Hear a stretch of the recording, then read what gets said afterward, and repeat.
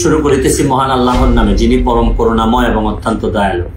আমার মাধবপুর চুনারঘাটের মানুষের পরশুদিন আমরা বলছিলাম, আমি ভিডিও করে বলছিলাম যে 11 মেগাওয়াট বিদ্যুৎ উৎপাদন যে কেন্দ্রটা, এখানে বিদ্যুৎ উৎপাদন শুরু হয়েছে, গ্যাসের লাইন দেওয়া হয়েছে, যার কারণে আমাদের এই লোডশেডিংটা কমে যাবে বা থাকবে না। তো আমি অনেকে আমাকে গতকালকে দেখলাম কমপ্লেন করছেন যে গতকালকে বা পরশুদিন 2 দিন যে পরিমাণ গরম পড়ছে, ওই 2 দিন নাকি রাতে 11টার পরে কারেন্ট নিয়ে যায়, রাত দেখা যাচ্ছে যে মানুষের ঘুমাইতে খুবই অসুবিধা হয়।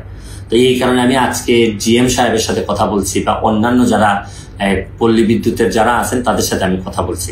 কথা বলে যে জিনিসটা আমার ক্লিয়ার করা, আপনাদের কাছে পরিষ্কার ক্লিয়ার করা দরকার, এটা হচ্ছে গিয়ে যে 11 মেগাওয়াট বিদ্যুৎ উৎপাদন 4টা মেশিনে করা হয় এই নসরতপুরে। এর মধ্যে বেশ কিছুদিন বসে থাকার কারণে একটা মেশিন এখন আবার কাজ করতেছে না, এটারে ঠিক করা লাগতেছে। 3টা মেশিন কাজ করতেছে, প্রায় 8 কি 8.5 মেগাওয়াট বিদ্যুৎ উৎপাদন হইতেছে। কিন্তু গত 2 দিন ধরে আপনারা জানেন যে পরিমাণ গরম পড়ছে রোদের কারণে, দেখা যাচ্ছে যে আমাদের বিদ্যুৎ ন্যাশনাল গ্রিডে কিছু কিছু জায়গায় নিয়ে যাওয়া হয়েছে।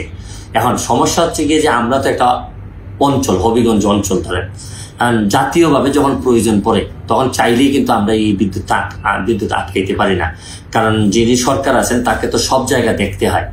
তারপরও আমি বিভিন্নভাবে চেষ্টা করতেছি যে আমাদের এলাকার একেবারে যেন আমাকে ডিপ্রাইভ করা না হয়, বঞ্চিত করা না হয়। তবে উনি আমাকে আশ্বস্ত করেছেন, যে পল্লী বিদ্যুৎ আমাকে আশ্বস্ত করেছেন যে একটু ওয়েদারটা যদি একটু ঠান্ডা হয়ে যায়, এইরকম গরম যদি কমে যায়, তখন আর লোডশেডিং হবে না। তো আমি বিশ্বাস করি যে প্রতিটা মিনিট আপনারা যখন আমার এলাকার মানুষ কোনো ব্যাপারে কষ্ট পান, আমার উচিত বা আমার দায়িত্ব যে আপনাদেরকে এই কষ্ট কেন হচ্ছে বা কেন কমতেছে না অথবা কমানোর কি উপায়, এগুলো এমপি হিসাবে জানানো আমার দায়িত্বের মধ্যে পড়ে। তো এই জন্যই আমি বারবার আপনাদের সামনে মোবাইলে ভিডিওর মাধ্যমে আসি। এর চেয়ে ভালো উপায় নাই, আমি বলার কোনো সুযোগ পাই না।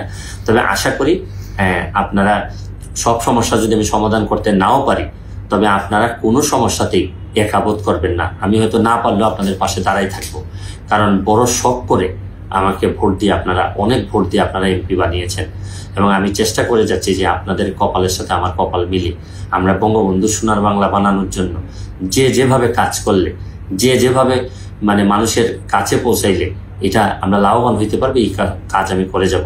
আর আপনারা জানেন বাই দা ওয়ে একটা সুখবর হচ্ছে গিয়ে যে আরো 25 লাখ টাকা বরাদ্দ আমরা জেলা পরিষদ থেকে পেয়েছি।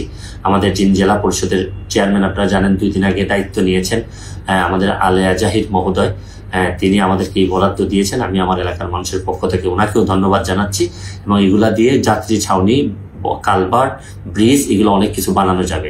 আশা করি প্রতিটা টাকার সদ্ব্যবহার করার আমি সর্বোচ্চ চেষ্টা করব। আজকের মতো বিদায় নিচ্ছি, ভালো থাকবেন, সুস্থ থাকবেন। মিশন 90 সংবাদের পিছনে নয়, ভিতরে ছুটি।